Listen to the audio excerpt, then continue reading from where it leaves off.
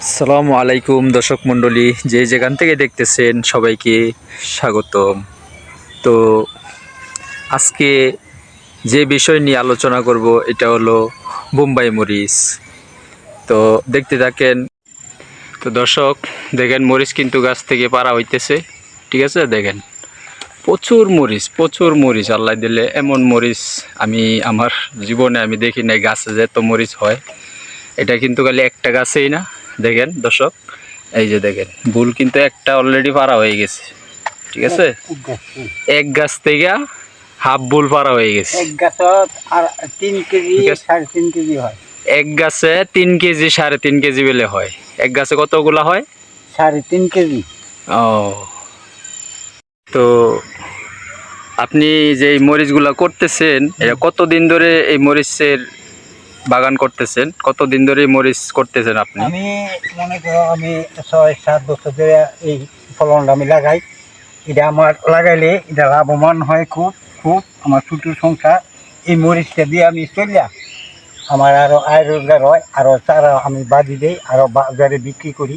এই চারাগুলি বাজারে নিয়ে এনে বিক্রি করি। আবার বাজারটাকে মানুষ যারা চিনে বাড়িতে আসে, তো তারা কাছেও বিক্রি করি, তারাও বিক্রি করি, মরিচেও বিক্রি করি।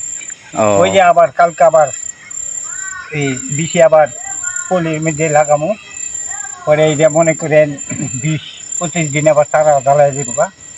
এই জ্বালাইলে আবার চারাগুলি মানুষের বাড়ি থেকে নিব, বাজারে বিক্রি করবো। আপনারাও লাগান, আমি যেরকম বাজে লাভবান হইতেছি আপনারাও লাভবান হইতে পারবেন। এই চারা আপনারা নিয়ে লাগান।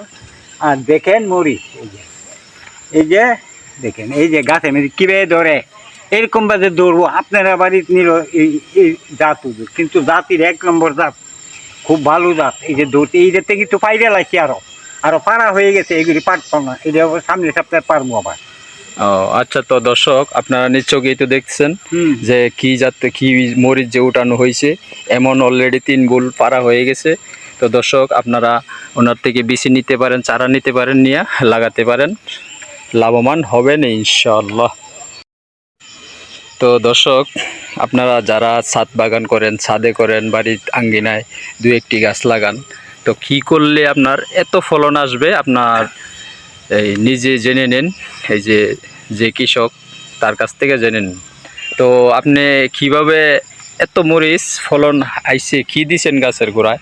আমি দিচ্ছি সরিষার খোল, ইউরিয়া সার, এবারে বোরন হসপিট, এগুলো দিয়া মাটির মধ্যে দিয়ে আমরা এটা মিক্স করে দিই, তো গাছটা বাড়ে।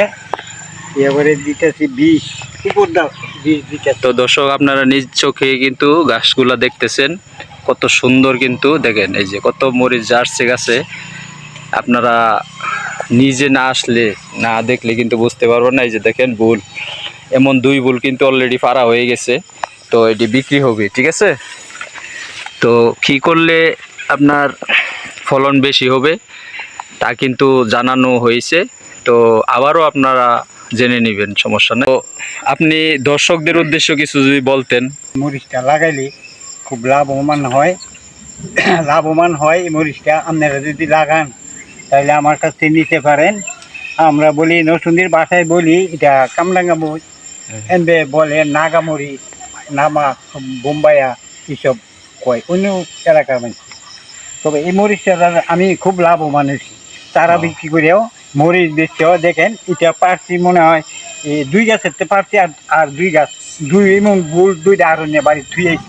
মাশাআল্লাহ আরো মাশাআল্লাহ। মনে হয় আরো 4-5 বুল হবে। যদি আপনারা লাগাইতেন চান তো আমার এখান থেকে বীজ নেবেন, ভালো বীজ। মরিচের গাছগুলো দেখেন ওই কীটা আমার ফলন আইয়ে, আর আমার ফলন ভালো বেশি। আপনারা নিলে আমার কাছ থেকে নিতে পারেন।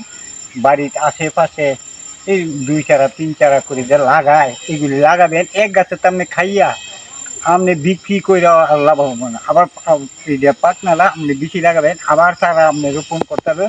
আপনার কাছে এরকম বাজে নিবে। তো এখানে তো দেখা যাইতেছে মরিচ কিছু লাল হয়ে গেছে না? লাল হইতে এইটা থেকে আপনি কি করবেন? এটাতে ফার্মু ফাইডার ভিতরে বিচি নিয়ে পরে পলির মধ্যে লাগাই দিলে এই মনে করেন 3-4 বা 5 দিনে যা সারা বাড়িয়ে দেবো। ও সারা